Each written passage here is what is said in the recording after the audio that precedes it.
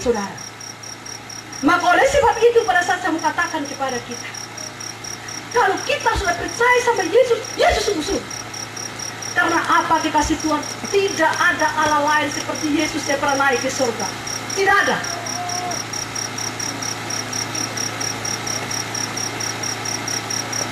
Saya kalau baca Injil, satu waktu saudara saya pernah juga lemah.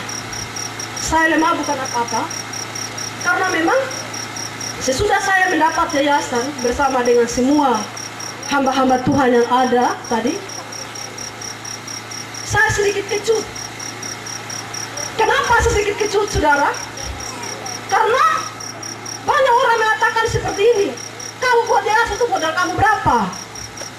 Orang buat yayasan itu orang kaya. Saya harus kaya, saudara, supaya sponsor pelayanan kemana-mana. Itu yang orang katakan sama saya.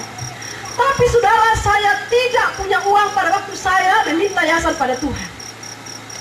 Tapi berjalan yayasan ini sudah hampir setahun itu, saudara. Ya sudah setahun. Hati saya mulai kecut, saudara. Karena apa, saudara? Saya buka pelayanan konseling setiap hari dari jam 8 pagi sampai jam 8 malam di kantor yayasan. Dan saudara, ada beberapa hamba Tuhan yang ditetapkan untuk melayani konseling itu setiap hari sebanyak 6 orang. Mereka harus bolak-balik di fasilitas, dan saya harus berpikir tentang fasilitas mereka setiap bulan. Sedangkan yayasan saya tidak punya modalnya sama sekali, hanya modal iman, saudara. Dan kalau kami mengadakan KKR seperti ini, untung-untungan, saudara, KKR-nya dekat sekali, jadi paling di sini keluarnya 100 hanya untuk fasilitas. Tapi coba kalau ke kampung-kampung, juta, saudara, keluarnya. Saya mulai kecut, saudara. Tuhan tahu kekecut alam pribadi saya, kekasih Tuhan. Pada pagi hari Kamis, besoknya hari Jumat, saudara, saya bangun pagi. Tapi hati saya kecut, Tuhan tahu hati saya kecut. Pada waktu itu saya mulai sapu untuk menghilangkan kekecutan hati, tapi tidak bisa, saudara. Puji bagi nama Tuhan, kekasih Tuhan. Pada waktu saya mau sapu terakhir sudah sampai di belakang, saudara. Saya mendengar suara. Dia katakan seperti ini sama saya bukan Tuhan, tapi saya Petrus. Dia berkata seperti sama saya, saudara. Saya tertegun dan saya pegang sapu itu, saudara. Saya Petrus, dia bilang, kau tidak boleh lemah. Kau harus kuat. Saya Petrus adalah saksi mata dari penyaliban Yesus Kristus, dia katakan. Dan saya pernah melihat dia naik ke surga. Ini bukan dongeng disebut nama asli saya, saudara. Lemah, sesudah saya simpan sapu itu dan saya masuk kamar. Saya berdoa, saya menangis. Tuhan, terima kasih. Asalawatan-Mu Tuhan dan berikan saya kekuatan. Bahwa sungguh Kristus Yesus itu bukan hanyalah bahasa dongeng atau hayalan atau hanya impian untuk menghibur hati. Tapi sungguh Petrus berkata dia adalah saksi mata. Dan kalau orang yang pergi sampai ke Yerusalem, saudara, termasuk Bapak Pendeta Andreas Hari, saya pernah bertemu dia pada tahun lalu. Dia berkata gini sama saya, Ibu Dorcas, saya baru pulang dari Yerusalem dan saya saksi mata melihat rumah Petrus, rumah yang paling tinggal oleh Petrus, atau tayan Petrus masih ada sampai hari ini, saudara. Pada waktu bisikan datang, saya Petrus, Tuhan terima kasih. Kau berikan saya kekuatan pada saat ini, Bapak, untuk terus saya maju di dalam pekerjaan-Mu. Dengan iman saya melangkah, Tuhan, bukan dengan uang saya melangkah.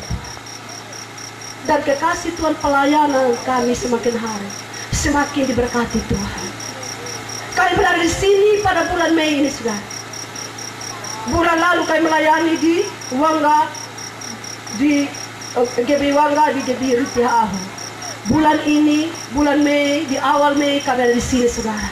Itu karena Tuhan yang luar biasa itu, yang kita imani, yang kita percaya. Jadi saya mau katakan kepada kita sekalian, kita adalah orang yang paling berbahagia di dunia ini.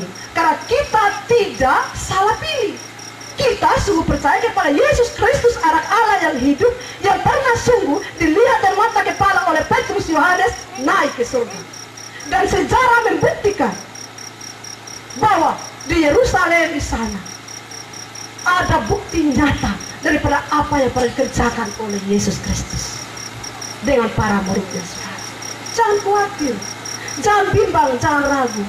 pada waktu engkau juga harus susah datang pada dia, mengalami maut sekalipun, kau harus tahu bahwa di ambang itu, di balik maut yang kau derita itu, ada satu kehidupan yang kekal menanti kau bersama dengan Tuhan. Sebab apa? Yesus pernah berkata, aku pergi menyediakan tempat bagimu, dan jika aku sudah menyediakan tempat itu bagimu, aku akan datang kembali menjemput kamu, supaya di mana aku berada, di sana pun kamu berada. Betapa bahagianya menjadi orang Kristen, pengikut Tuhan Yesus Kristus. Kita tidak akan mati selama-lamanya, tapi kita akan dibangkitkan dalam satu kemuliaan, dan kita akan tinggal bersama dengan Kristus di dalam kemuliaan kerajaannya. Bahagia saudara? Jangan hanya untuk senang sesaat, jangan hanya untuk kesembuhan sesaat, tapi percaya pada Yesus. Dia mampu, dia dokter, dia tabib, dia segala-galanya. Dia memiliki kuasa lebih daripada semua orang, lebih daripada apa-apapun di dunia ini. Dia memiliki kuasa, saudara. Saya pernah bersaksi di tempat ini. Kenapa saya ada di sini? Kenapa saya dipakai Tuhan? Awal saudara, bukan saya orang baik. Saya, saudara, sebenarnya sudah rusak, sudah tidak berarti lagi di mata dunia, tapi sungguh saya berarti di mata Tuhan. Orang pada saya di sebelah mata, orang remeh saya, saudara, sakit ini, sakit itu, bilang ini, bilang itu, saudara. Tetapi ketekunan membuat seseorang dirubah oleh Allah dengan heran dan luar biasa. Saya sembuh oleh karena mujizat Allah, saudara. Saya tidak pernah disembuhkan oleh manusia, saudara. Segala macam dilakukan. Tatkala saya kembali pada Tuhan, saya berseru pada Tuhan, saya disembuhkan tidak dengan obat, tapi saya sembuh secara ilahi oleh kuasa Tuhan di dalam iman dan percaya yang sungguh kepada Tuhan. Seperti wanita ini, saudara. Firman Allah berkata di bagian terakhir, imanmu telah menyelamatkan engkau, hai anakku.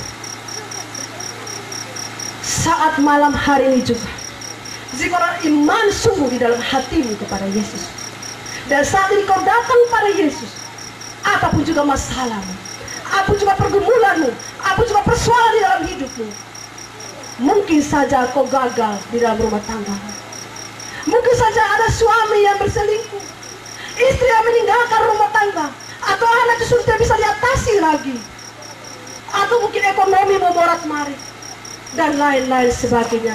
Ada Yesus Tuhan yang mampu menjawab doamu. Asalkan saudara punya iman sungguh kepada Tuhan. Jangan bimbang apabila kau meminta kepadanya. Dan satu yang saya mau katakan kepada kita, firman Allah berkata, dosamu yang menjadi penghambat doamu. Jadi bereskan dulu masalahmu dengan Tuhan. Bereskan dulu kehidupanmu dengan Tuhan. Taat melakukan apa yang menjadi kehendak Tuhan, mintalah, maka pasti dia akan berikan kepada. Bapak, Ibu, dan saudara-saudara yang saya kasihi dalam Tuhan, malam ini ada beberapa banyak orang hamba Tuhan akan siap menjamah saudara. Apapun masalahmu malam ini, ceritakan kepada Tuhan, ceritakan kepada hamba Tuhan. Hamba Tuhan akan mendukung di dalam doa. Dan sungguh-sungguh firman Allah berkata, imanmu akan menyelamatkan engkau. Asal aku jamah jubahnya, aku pasti sembuh. Sungguh Tuhan akan berkati engkau malam ini. Amin.